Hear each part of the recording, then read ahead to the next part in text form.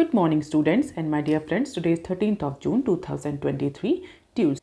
Lecture start करने से पहले अगर आपको बिजनेस स्टैंडर्ड और मिंट की पीडीएफ चाहिए तो आप इनकी रिस्पेक्टिव वेबसाइट्स पर लॉगिन कर सकते हैं। बेसिक वर्जन दोनों ही न्यूज़पेपर का सबके लिए फ्री है। इसके अलावा आप मुझे टेलीग्राम चैनल पर भी ज्वाइन कर सकते हैं जहां पर आपको फाइनेंस और इकोनॉमी रिलेटेड डेली अपडेट्स भी मिल जाते हैं। इस टेलीग्राम चैनल पर डेली फाइनेंशियल एक्सप्रेस की फ्री पीडीएफ भी अपलोड होती है। बिजनेस स्टैंडर्ड, मिंट और इकोनॉमिक टाइम्स की न्यूज़ हेडलाइंस की एक सेपरेट नोटिफिकेशन भी आपको मिल जाती है। इसके अलावा आप मुझे ट्विटर, रिसर्चगेट, फेसबुक और इंस्टाग्राम पर भी ज्वाइन कर सकते हैं। रिकमेंडेड प्ले स्पीड है इस वीडियो की 1.25x। Thought of the day is success in management requires learning as fast as world is changing। आज के मिंट पेपर की अप्रॉक्सीमेटली 10 इंपॉर्टेंट न्यूज़ हेडलाइंस हैं, बिजनेस स्टैंडर्ड की अप्रॉक्सीमेटली 18 इंपॉर्टेंट न्यूज़ हेडलाइंस हैं और आज के डिस्कशन में हम अप्रॉक्सीमेटली 16 न्यूज़ आर्टिकल्स कवर करेंगे। तो जल्दी से स्टार्ट करते हैं। आज का पहला आर्टिकल जो कि मिंट के पेज नंबर 1 पर दिया हुआ है, government props CoWIN data breach claims. Recently Telegram messenger channel पर एक मैसेज फ्लोट हो रहा है जिसमें कहा जा रहा है कि जो कोविन वेबसाइट थी गवर्नमेंट की, जिसमें कोविड-19 वैक्सीनेशन से रिलेटेड जितना भी डेटा था वो स्टोर था, तो वो जो डेटा है कोविन वेबसाइट का वो अवेलेबल है टेलीग्राम मैसेंजर चैनल के एक बॉट पर। तो बेसिकली डेटा वॉयलेशन को लेकर के, प्राइवेसी वॉयलेशन को लेकर के क्लेम किया जा रहा है। तो इसी को लेकर के, इसी पर्टिकुलर एलिगेशन को लेकर के गवर्नमेंट ने इन्वेस्टिगेशन लॉन्च कर दिया है into this data breach of CoWIN website after personal data of vaccinated citizen including VVIPs from the CoWIN websites were allegedly leaked via Telegram Messenger channel। तो ऐसा कहा जा रहा है कि टेलीग्राम बोर्ड में एक टेलीग्राम बोट नाम का एक ऐसा सिस्टम है जहां पर मोबाइल नंबर डाले बिना, आधार नंबर डाले बिना ही इंडिविजुअल्स जो हैं, हाई नेटवर्थ इंडिविजुअल्स जो हैं, VVIPs हैं, उनका कोविड का डेटा, उनका पर्सनल डेटा एक्सेस किया जा सकता है। तो हालांकि गवर्नमेंट का ये कहना है कि जितनी भी रिपोजिटरी है, जितना भी डेटा है ये कोविन वेबसाइट पर, ये पूरी तरीके से सिक्योर है। It is still maintain strong data privacy safeguard. और ये जो भी एलिगेशन लगाए जा रहे हैं, जो भी क्लेम किए जा रहे हैं कि डेटा फ्रीली अवेलेबल है टेलीग्राम मैसेंजर चैनल पर, all these claims are without any basis और मिसचीवियस इन नेचर। हालांकि गवर्नमेंट ने इमीडिएटली इसके अगेंस्ट एक्शन लेते हुए इन्वेस्टिगेशन लॉन्च कर दिया है और इसके लिए जो ministry of electronic and information technology है उसने कंप्यूटर इमरजेंसी रिस्पॉन्स टीम, जिसको हम सर्ट इन के नाम से भी जानते हैं, तो बेसिकली इस तरह के साइबर सिक्योरिटी मैटर्स में इन्वेस्टिगेशन और कोऑर्डिनेशन का काम करती है, इस एजेंसी को भी रिक्वेस्ट करी है कि जो कोविन वेबसाइट को लेकर के जो एलिगेशन आ रहे हैं, डेटा ब्रीच को लेकर के जो एलिगेशन आ रहे हैं, उस मैटर पर देखें और जल्द ही अपनी रिपोर्ट सबमिट करें। इसके अलावा सर्ट इनको ये भी डायरेक्शंस हैं कि इंटरनली कोविन के जितना भी जो डेटा है, जो प्राइवेट डेटा है इंडिविजुअल्स का, उसके जो सेफ्टी नॉर्म्स हैं, जो सिक्योरिटी नॉर्म्स हैं, जो प्राइवेसी सेफगार्ड्स हैं, उनको भी एनालाइज करें और अपनी रिपोर्ट सबमिट करें। तो सर्ट इनको गवर्नमेंट ने डायरेक्शंस दे दिए हैं। हालांकि हेल्थ मिनिस्ट्री का ये कहना है कि जो कोविन वेबसाइट पर डेटा है that is completely safe with adequate safeguard of data privacy, but ऐसा कहा जा रहा है कि टेलीग्राम मैसेंजर के बॉट सिस्टम पर प्रॉपरली अवेलेबल है। तो these are the few important और सिग्निफिकेंट और big data breaches in India since last 2 to 3 years. अगर हम देखें तो अप्रैल 2020 में एक रशियन मालवेयर जो था वो नाइजीरिया में जिसको प्लांट किया गया था, उसने ऑयल इंडिया सिस्टम आसाम में उसको इम्पैक्ट किया था। इसके बाद मई 2021 में डोमिनोज इंडिया ने डिस्क्लोज किया था एक डेटा ब्रीच, जहाँ पर डोमिनोज ने कहा था कि अप्रॉक्सीमेटली 180 मिलियन जो ऑर्डर्स हैं वो उनका डेटा डिस्क्लोज हुआ है, 1 मिलियन जो क्रेडिट कार्ड्स हैं उनका डेटा लीक हुआ है। इसके बाद फरवरी 2021 में भी एक डेटा ब्रीच हमें देखने को मिला, एयर इंडिया में एक साइबर अटैक था, जैसे ऐसा कहा जाता है कि 1.5 मिलियन जो कस्टमर्स थे उनकी इन्फॉर्मेशन डिस्क्लोज हुई थी। इसके अलावा मई 2022 में चाइनीज़ हैकर्स ने इंडियन पावर ग्रिड पर अटैक किया था। हालांकि गवर्नमेंट का ये कहना था कि जो अटैम्प्ट है सिक्योरिटी ब्रीच का ये फेल हो गया था। इसके अलावा रिसेंटली हमें मार्च 2023 में एक जो सन फार्मा है उसमें भी, उसके इंफॉर्मेशन सिक्योरिटी में भी एक क्रिटिकल इंसिडेंट देखने को मिला था। अभी रिसेंटली 6 जून में एम्स में दोबारा से साइबर अटैक हुआ है विद इन अ ईयर। इससे पहले नवंबर 2022 में भी एक साइबर अटैक हमें देखने को मिला था एम्स के सिक्योरिटी और डेटा सिस्टम पर। अभी रिसेंटली 6 जून को एक और साइबर अटैक देखने को मिला। तो these are the big data breaches in India. इसके अलावा बहुत सारे और भी डेटा ब्रीच हुए हैं छोटे बड़े, हालांकि सबकी लिस्ट यहाँ बनाना पॉसिबल नहीं है। अब देख लेते हैं article number 2, that is given on page number 1 of Mint paper. Inflation cools to 25 months low in May as food prices ई। तो इंडिया की जो रिटेल इन्फ्लेशन है वो अपने 25 महीनों के लोएस्ट पॉइंट पर पहुंच गई। मे का जो रिटेल इन्फ्लेशन है, जो CPI है, उसका डेटा पब्लिश किया है ministry of statistics and programme implementation ने मंडे को। और उस डेटा के अकॉर्डिंग मे की जो CPI है, जो कंज्यूमर प्राइस इंडेक्स है, जो रिटेल इन्फ्लेशन है, वो अप्रॉक्सीमेटली 4.25% रही, जो कि RBI की टॉलरेंस लिमिट के बिल्कुल अंदर है। और पिछले महीने यानी अप्रैल के मंथ में यही CPI जो थी वो 4.70 थी। तो 4.70% से रिड्यूस होकर के CPI inflation, CPI based inflation जो है 4.25% रह गई। और ऐसा कहा जा रहा है कि 25 महीनों की सबसे लोवेस्ट रिटेल इन्फ्लेशन है इंडिया में। अभी इन्फ्लेशन जो हो रही है वो कंटिन्यूसली मंथ बाई मंथ अगर हम देखें तो ये डिक्लाइन हो रही है या ईज आउट हो रही है। इस बार इस महीने में जो ये इन्फ्लेशन में हमें कूल डाउन देखने को मिल रहा है, इसका रीजंस क्या रहे, इसके कौन से ऐसे फैक्टर्स थे जिन्होंने मे के मंथ में इन्फ्लेशन को 4.70 से रिड्यूस करके 4.25 कर दिया। तो ऐसा कहना है कि जो फूड प्राइसेस हैं उनमें ईजिंग देखने को मिल रही। फूड प्राइसेस जो हैं उसमें थोड़ा सा हमें मॉडरेशन देखने को मिल रहा है। इसी फूड प्राइसेस में मॉडरेशन की वजह से जो ओवरऑल इन्फ्लेशन है, CPI बेस्ड इन्फ्लेशन है, वो डिक्लाइन होती हुई दिख रही है। और अगर CPI इन्फ्लेशन अगर डिक्लाइन हो रही है, मॉडरेट हो रही है, ईज आउट हो रही है, तो कहीं ना कहीं ये इंडिकेशन है कि अब RBI के पास ज़्यादा विंडो अवेलेबल है, ज़्यादा मार्जिन अवेलेबल है कि प्रोबेबली आगे आने वाली MPC की मीटिंग में जो रिजर्व बैंक ऑफ इंडिया है वो रेपो रेट या पॉलिसी रेट को अनचेंज रखे आगे आने वाली कई और मीटिंग्स में। क्योंकि RBI का जो मैंडेट है CPI को लेकर के, इन्फ्लेशन को लेकर के, वो 2 से 6% का है।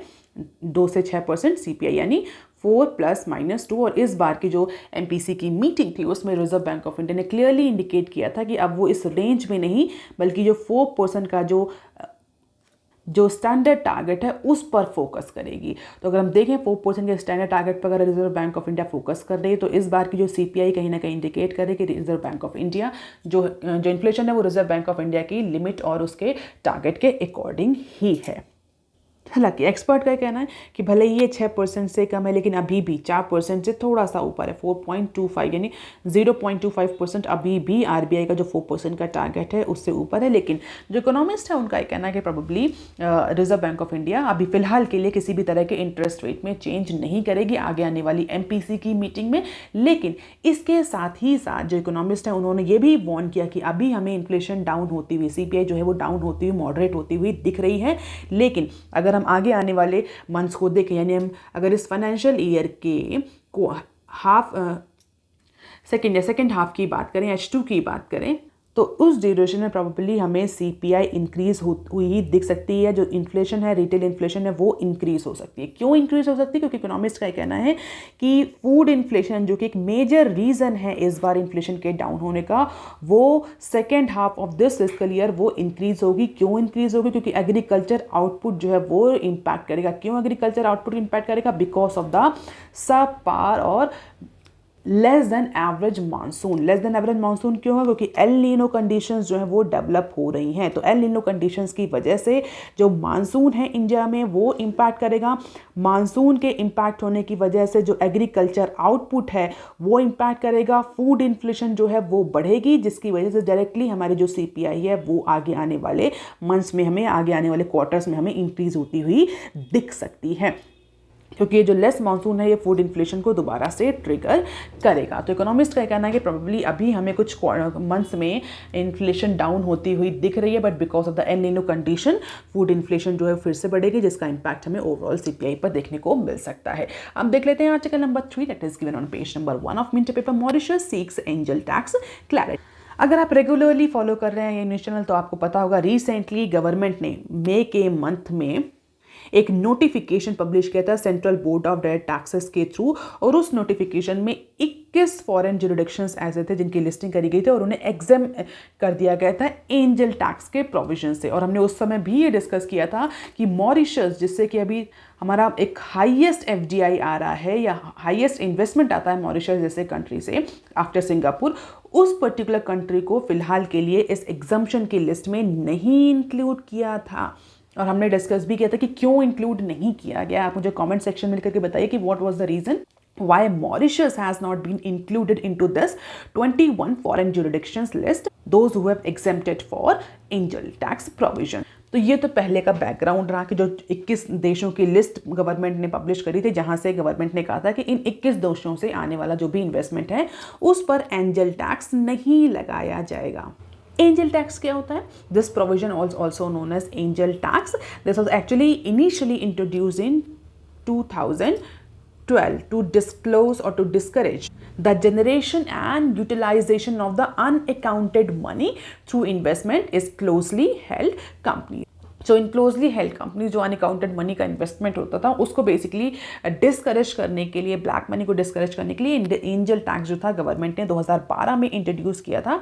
It is a tax that must be paid on funds raised bye unlisted companies through the issuance of shares in off-market transactions if they exceed the fair market value of the company. Now, what is the next question? What is fair market value, FMV?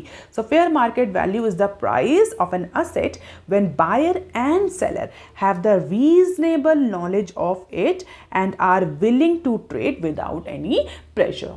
और इसी angel tax से government ने 21 jurisdiction को exempt कर दिया था।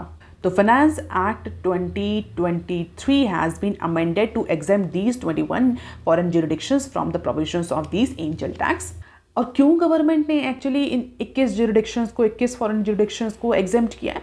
Basic purpose government का यही था, to encourage the investment in startups and ease the burden of taxation on foreign investors. और इसके लिए गवर्नमेंट ने फिलहाल के लिए 21 जुरिडिक्शंस को इससे एग्जेम्प्ट किया था। मॉरिशस जहाँ से हमारा मेजर इन्वेस्टमेंट आता है वो उसका नाम इस लिस्ट में नहीं था, उसी को लेकर के अब जो मॉरिशस गवर्नमेंट है वो एंजल टैक्स के एग्जम्पशन को लेकर के, इस इशू को लेकर के जो इंडियन अथॉरिटीज हैं उनसे डिस्कशन करने जा रही है।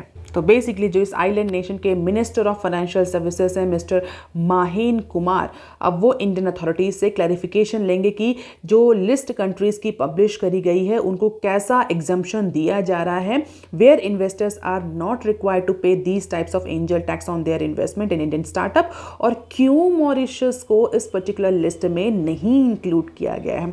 और अगर हम कंट्रीज की बात करें जिनका नाम है इस 21 जुरिडिक्शन की लिस्ट में, तो ऑस्ट्रेलिया, फ्रांस, जर्मनी, यूएस, इन सब से आने वाला इन्वेस्टमेंट जो है, इसके अलावा और भी अदर कंट्रीज हैं, इनको एंजल टैक्स नहीं देना पड़ेगा और फॉरेन इन्वेस्टर्स को फायदा है। बेसिकली कोई टैक्स नहीं देना पड़ा, उन्हें फायदा है।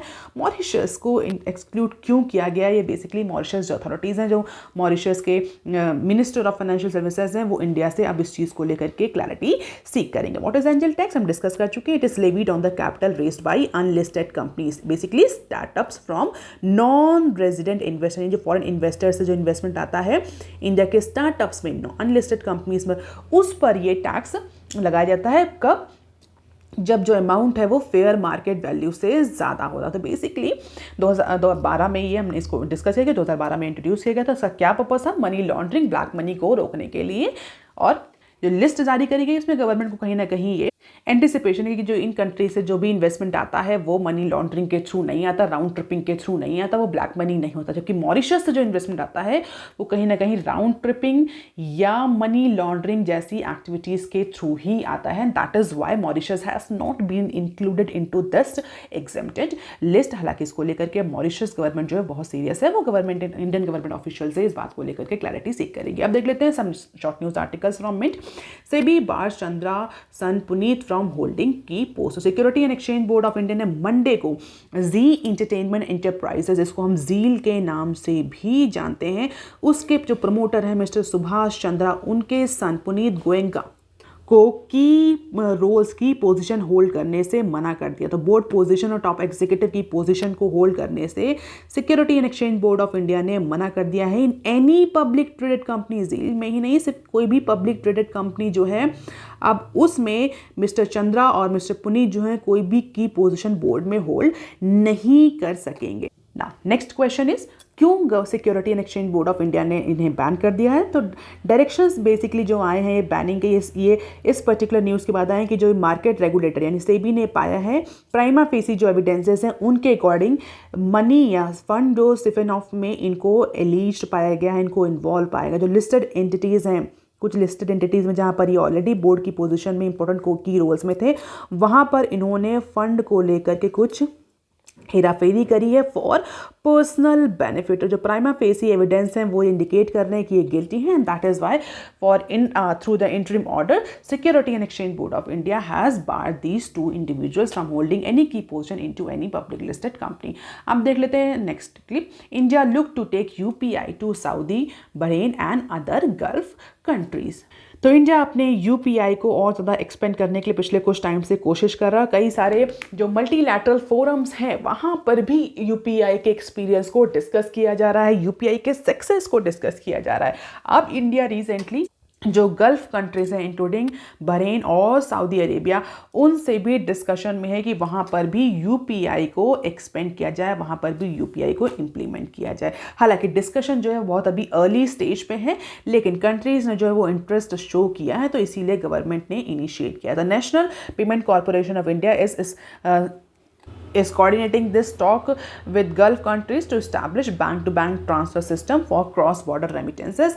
और अगर ये UPI जो है वो सऊदी अरेबिया, बहरीन जैसे कंट्री में एक्सटेंड हो जाता है तो it will be a very good opportunity for Indian importer as well as exporter to have the transaction, and definitely it will improve ease of doing business in India as well as in other country. So let us see कि जो initial discussion है gulf countries के साथ for developing the cross border remittances using UPI, ये कितना successful होता है। अब देख लेते हैं बिजनेस स्टैंडर्ड के आर्टिकल। बिजनेस स्टैंडर्ड के 2 आर्टिकल हैं जो कि पेज नंबर 4 पर दिए हुए हैं, इनको हम साथ में ही डिस्कस करते हैं। इंडिया आ $3.75 trillion economy now, finance ministry.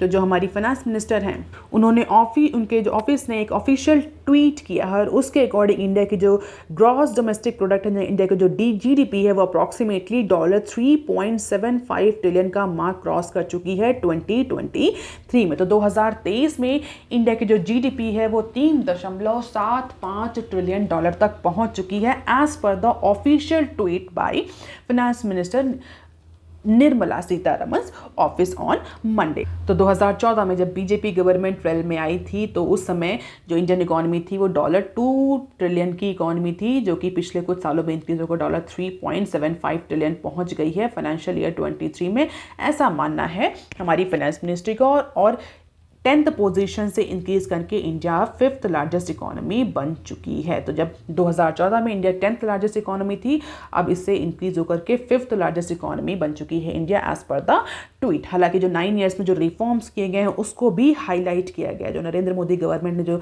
कई सारे रिफॉर्म्स लिए हैं डिफरेंट सेक्टर में, चाहे वो मैन्युफैक्चरिंग हो, चाहे वो ट्रांसपोर्ट हो, चाहे वो कोई भी सेक्टर, उसमें जो भी रिफॉर्म्स लिए गए हैं उनको हाईलाइट करते हुए हमारी जो मिनिस्टर हैं, जो फाइनेंस मिनिस्टर, उन्होंने बोला कि India is now being called as a bright spot in global economy.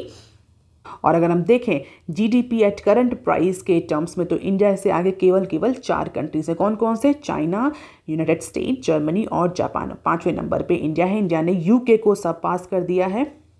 France, Canada, Russia और ऑस्ट्रेलिया को जीडीपी नंबर्स में सरपास कर दिया है इन 2023। और रिसेंटली जो नेशनल स्टैटिस्टिकल ऑफिस ने जो डेटा पब्लिश किया है फाइनेंशियल ईयर 23 का, उसके अकॉर्डिंग भी इंडिया की जो जीडीपी ग्रोथ रही है वो 7.2% की रही है। That was actually higher than anticipated, specially in 4th quarter. और इसी पर्टिकुलर फाइनेंशियल ईयर में इंडिया ने रशिया, फ्रांस, कनाडा और यूनाइटेड किंगडम को, ऑस्ट्रेलिया को सरपास करते हुए 5th पोजीशन गेन कर लिया एज पर अवर फाइनेंस मिनिस्ट्री। अब देख लेते हैं एक और न्यूज़ जो कि इसी के साथ एसोसिएटेड है, इंडिया की इन्फ्लेशन को लेकर के। अभी मिंट में भी हमने ये न्यूज़ कवर करी थी, तो उसको थोड़ा सा एक्सटेंडेड फॉर्म में देख लेते हैं। India's inflation is but still higher than China, Russia and Brazil. तो मई के मंथ में जो इंडिया की इन्फ्लेशन आई है, जो सीपीआई इन्फ्लेशन आई है, वो अपने 25 महीनों के लोएस्ट पॉइंट में है। हमने अभी मिंट के एनालिसिस में कवर किया है, अप्रॉक्सीमेटली 4.25% की सीपीआई रही है। लेकिन अगर इसको इंडिया के काउंटर पार्ट कंट्रीज से कंपेयर किया जाए तो अभी ये इन्फ्लेशन चाइना, रशिया और ब्राज़ील से ज़्यादा है। तो basically this is a inflation tracker. Latest inflation कितनी है, तो अगर हम देखें तो ब्राज़ील की जो इन्फ्लेशन है वो अभी भी 3.9 है, इंडिया से कम है। रशिया की भी इंडिया से कम है और चाइना की भी इंडिया से कम है। Russia 3.3, China 2.5 and Brazil 3.9। तो ऐसा मानना है कि भले ही इंडिया की जो इन्फ्लेशन है वो कम हो रही है, लेकिन जो अदर इमर्जिंग मार्केट हैं, जो इंडिया के काउंटर पार्ट कंट्रीज हैं, अगर उनको देखें तो उनके कंपैरिजन में इंडिया की जो सीपीआई है वो अभी भी ज़्यादा है। और जैसा कि इकोनॉमिस्ट एंटिसिपेट भी कर रहे हैं कि आगे आने वाले मंथ में, यानी हम अगर सेकेंड हाफ की बात करें तो उसमें भी इंडिया की इन्फ्लेशन, रिटेल इन्फ्लेशन जो है बढ़ सकती है because of the El Nino condition. अब देख लेते हैं article number 8 that is given on page number 6 of Business Standard. Government imposes stock limit on wheat to cool down prices. तो 15 सालों में पहली बार जो सेंट्रल गवर्नमेंट है उसने मंडे को व्हीट की क्वांटिटी को स्टोर करने की पर लिमिट लगा दी। तो ट्रेडर्स, होलसेलर्स, बिग चेन जो रिटेलर्स हैं, प्रोसेसर्स हैं, वो अब एक सर्टेन अमाउंट में ही व्हीट को स्टोर कर सकते हैं, व्हीट को होल्ड कर सकते हैं अंटिल मार्च 2024। तो मार्च 31 2024 यानी इस पूरे फाइनेंशियल ईयर या फिस्कल ईयर में गवर्नमेंट ने जो एक लिमिट इम्पोज कर दी है व्हीट की क्वांटिटी के स्टोरेज को लेकर के। कितनी, अगर स्टॉक लिमिट्स की बात करें, so the stock limits were clapped despite the countries anticipating the bumper wheat crop over 112 million पर टन इन 2023 क्रॉप मार्केटिंग सीजन। इसके बावजूद भी जो स्टॉक लिमिट है वो गवर्नमेंट ने इम्पोज कर दी। अब यहाँ पर कुछ की पॉइंट्स हैं जिनको डिस्कस करना ज़रूरी है। पहला कि जो स्टॉक लिमिट गवर्नमेंट ने लगाई है पिछले 15 सालों में पहली बार लगाई, तो अगर आप किसी भी कॉम्पिटेटिव एग्जाम की तैयारी कर रहे हैं तो ये न्यूज़ जो है वो आपके लिए इंपॉर्टेंट हो सकती है। इसके अलावा कब तक लगाई है? मार्च 31 2024 तक ये लिमिट लगाई गई है। किसके किसके लिए लगाई गई? Trader, wholesaler, big chain retailers और प्रोसेसर, सबके लिए ये स्टॉक होल्डिंग की लिमिट है। क्यों लगाई है गवर्नमेंट ने? सिंपली गवर्नमेंट का ये कहना है कि जो व्हीट के प्राइसेस है उसको कूल डाउन करने के लिए, उसको ईज आउट करने के लिए गवर्नमेंट ने ये जो लिमिट है ये लगाई है। हालांकि अगर हम इस बार के व्हीट क्रॉप की एंटिसिपेशन की बात करें तो ऐसा कहा जा रहा है कि इस बार बम्पर व्हीट क्रॉप हुई है इस पर्टिकुलर फाइनेंशियल ईयर में अप्रॉक्सीमेटली 112 मिलियन टन से ऊपर का क्रॉप जो है वो देखने को मिलेगा and that will get over later this month, जुलाई एंड जून। तो व्हीट की बम्पर क्रॉप हुई है, इसके बावजूद भी गवर्नमेंट ने इस बार स्टॉक लिमिट लगाई है। और अगर हम बात करें इन्फ्लेशन की, जिसको कंट्रोल करने के लिए स्पेशली गवर्नमेंट ने स्टॉक लिमिट लगाई, तो इन्फ्लेशन की भी डेटा कल पब्लिश हुआ है और उसके अकॉर्डिंग जो रिटेल इन्फ्लेशन है वो अपने 25 महीनों के लोएस्ट पॉइंट पर पहुंच गई है, स्पेशली फूड और फ्यूल आइटम में जो प्राइस सॉफ्टनिंग हुई है उसकी वजह से। लेकिन गवर्नमेंट ने इसके इन सारे रिवीजन के बावजूद, जबकि बम्पर क्रॉप हुई है, सीपीआई जो है वो भी कंट्रोल्ड है, 15 सालों में गवर्नमेंट ने पहली बार ये लिमिट लगाई। तो ऐसा क्यों लगा? क्योंकि कई सारे इकोनॉमिस्ट जो हैं वो एल नीनो कंडीशंस की वजह से आगे आने वाले टाइम में फूड प्राइजेस में इंक्रीज एंटिसिपेट कर रहे हैं और गवर्नमेंट ये नहीं चाह रही कि मानसून को लेकर के जो फूड प्राइजेस आगे इंक्रीज हो, specially second half of this financial year में उसको लेकर के मार्केट में किसी भी तरह की इन्फ्लेशन हो, क्योंकि जनरल इलेक्शन 2024 में शेड्यूल है। तो मेजर स्टेट्स में इलेक्शन आ रहे हैं जिसकी वजह से गवर्नमेंट इन्फ्लेशन को एक इशू नहीं बनाना चाहती और जिस तरह से इकोनॉमिस्ट एंटिसिपेट कर रहे हैं कि आगे आने वाले हमें उसमें मंथ्स में इन्फ्लेशन देखने को मिल सकती है, सीपीआई इन्फ्लेशन जो है वो शूट अप करेगी because of this L Nino condition. तो इसी की पॉसिबिलिटी को लेकर के प्रोबेबली गवर्नमेंट ने इस बार जो स्टॉक लिमिट है वो trader, wholesalers, big chain retailers और प्रोसेसर के लिए लगाई है। So this is the tracking market limit. June wheat price in wholesale market rupee quintals में। तो 12 जून को कितना प्राइस था? 1 वीक बैक, 1 मंथ बैक और 1 ईयर बैक। तुम देख सकते हैं इन्फ्लेशन जो प्राइस है व्हीट का वो कंटिन्यूअसली इंक्रीज हो रहा है और इसी प्राइस को कंट्रोल करने के लिए गवर्नमेंट ने ये स्टॉक लिमिट जो है वो इम्पोज करी है। अब देख लेते हैं article number 9 that is given on page number 6 of Business Standard. Center transfer rupee 1.18 trillion as tax devolution to state. तो फाइनेंस मिनिस्ट्री ने मंडे को अनाउंस किया कि उसने अप्रॉक्सीमेटली 1.18 ट्रिलियन का जो अमाउंट है वो ट्रांसफ़र किया है स्टेट्स को एज अ थर्ड इंस्टॉलमेंट, जो कि मंथली जो डिवोल्यूशन होता है स्टेट का उससे जस्ट डबल है। अप्रॉक्सीमेटली 59K करोड़ का जो मंथली डिवोल्यूशन होता है उससे जस्ट डबल अमाउंट यानी 1.18 trillion in taxes to states has been devolved as a third installment. और ऐसा कहा जा रहा है कि जो पैसा है, जो फंड जो ट्रांसफ़र किया है सेंटर ने स्टेट्स को एज अ टैक्स पोर्शन, वो स्टेट्स को हेल्प करेगा उनके कैपिटल एक्सपेंडिचर को स्पीड अप करने के लिए, उनके डेवलपमेंटल जो प्रोजेक्ट्स हैं उनको फिनेंस करने के लिए, वेलफेयर रिलेटेड जो एक्सपेंडिचर्स हैं उनको मेंटेन करने के लिए, स्पेशली जो प्रायोरिटी प्रोजेक्ट्स हैं, जो प्रायोरिटी स्कीम्स हैं उनके लिए भी फंड अवेलेबिलिटी इंश्योर करने के लिए। तो बेसिकली स्टेट्स में capital expenditure, welfare activities, developmental activities को प्रमोट करने के लिए ये जो फंड है जो सेंटर से, जो फाइनेंस मिनिस्ट्री से ट्रांसफर हुआ एज अ टैक्स डिवोल्यूशन, वो स्टेट्स को हेल्प करेगा इन सारे एक्सपेंडिचर में। Ministry has also set the amount included one advance instalment in addition to the regular one that is due in June 2023। हालांकि rule क्या है? रूल ये है कि जो भी टैक्स, जो डिविजिबल टैक्स होता है जो सेंटर कलेक्ट करता है बाद में स्टेट्स को देता है, डिवाइड करता है, वो सेंटर जो है वो स्टेट्स को 14 इंस्टॉलमेंट्स में दे सकता है। 11 इंस्टॉलमेंट जो इनिशियल 11 मंथ होते हैं उसमें दी आती है, और जो लास्ट 3 इंस्टॉलमेंट होती है वो मार्च के मंथ में जो सेंटर गवर्नमेंट होती है वो ट्रांसफ़र करती है, डिवॉल्व करती है। लेकिन इस बार गवर्नमेंट ने जो एक इंस्टॉलमेंट है वो एडवांस में दे दी, और सेंटर गवर्नमेंट ने जो वन इंस्टॉलमेंट है वो एडवांस में दी है स्टेट्स को। और ये कहना है सेंटर गवर्नमेंट का, फाइनेंस मिनिस्ट्री का, बेसिकली जो डेवलपमेंटल एक्टिविटीज़ हैं उनके एक्सपेंडिचर के लिए, वेलफेयर एक्टिविटीज़ हैं उनके एक्सपेंडिचर के लिए फंड स्टेट्स गवर्नमेंट जो है वो यूज़ कर सकती है। हालांकि this is all about the election. अब देख लेते हैं some short news articles from Business Standard. Covid data leak, alleged centre says portal is safe. This news we have already cover in Mint. अब देख लेते हैं next clip. Retail inflation cool to over 2 years low, IIP growth recovers. तो यहाँ पर एक industrial output को लेकर के एक एडिशनल न्यूज़ है। हालांकि रिटेल इन्फ्लेशन की न्यूज़ को हम ऑलरेडी कवर कर चुके हैं कि पिछले 25 महीनों के लोएस्ट पॉइंट पर पहुंचे हैं। लेकिन अगर हम इंडस्ट्रियल आउटपुट की बात करें, जो इंडेक्स ऑफ इंडस्ट्रियल प्रोडक्शन है, इसको हम आईआईपी के नाम से जानते हैं, जो इंडेक्स ऑफ इंडस्ट्रियल प्रोडक्शन है वो रिकवर हुआ था in the month of April due to good performance by manufacturing and mining sector as per the NSO data. तो एनएसओ ने सिर्फ रिटेल इन्फ्लेशन या इन्फ्लेशन का डेटा पब्लिश नहीं किया है, जो आईआईपी इंडस्ट्रियल आउटपुट है, industrial index of industrial productivity है, उसको भी रिलीज़ किया। और अप्रैल के मंथ में हमें रिकवरी देखने को मिल रही है इंडस्ट्रियल आउटपुट में। तो इंडस्ट्रियल आउटपुट में रिकवरी के साथ साथ जो मई की इन्फ्लेशन है वो भी डाउन हो रहा है। तो this is a good news for Indian economy. But हालांकि कितने टाइम तक ये सस्टेन रहेगी ये इन्फ्लेशन, ये एक बहुत बड़ा क्वेश्चन मार्क है। अब देख लेते हैं next clip. SEBI cracks whip on Zee founders. This news we have already covered in Mint, जहाँ पर हमने डिस्कस किया कि सुभाष चंद्रा और उनके जो बेटे को फिलहाल के लिए किसी भी की पोजीशन को होल्ड करने से मना कर दिया है, बैन कर दिया है सेबी ने। अब देख लेते हैं next clip. Jio Airtel market share reaches all time high. तो market concentration in the country's telecommunication sector continues to scale a new high despite government has taken so many efforts to bail out the BSNL।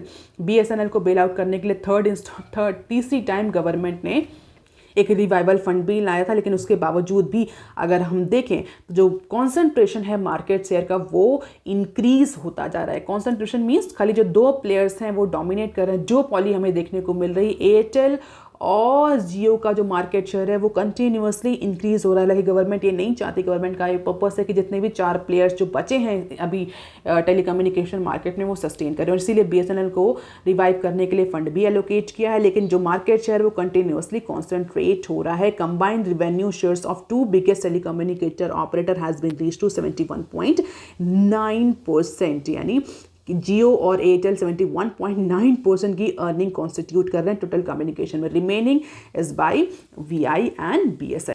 अब देख लेते हैं next clip. India UAE target $100 billion non petro trade. तो India और UAE जो अपना review कर रहे हैं अपना ट्रेड पैक्ट, उन्होंने एग्रीमेंट किया है, they are agreeing on this part to increase the non petroleum trade. हालांकि इंडिया और यूएई के बीच जो सबसे इंपॉर्टेंट कमोडिटी है जिसका ट्रेड होता है that is petroleum, crude oil. हालांकि दोनों ही साइड ने इस बात को लेकर के एग्रीमेंट किया है कि जो नॉन पेट्रोलियम ट्रेड है उसको $48, जो कि करंटली $48 बिलियन है, उससे इंक्रीज करके $100 बिलियन तक कर दिया जाएगा। कब तक? 2030 तक। तो दोनों ही कंट्रीज ने इस बात पर एग्रीमेंट किया है।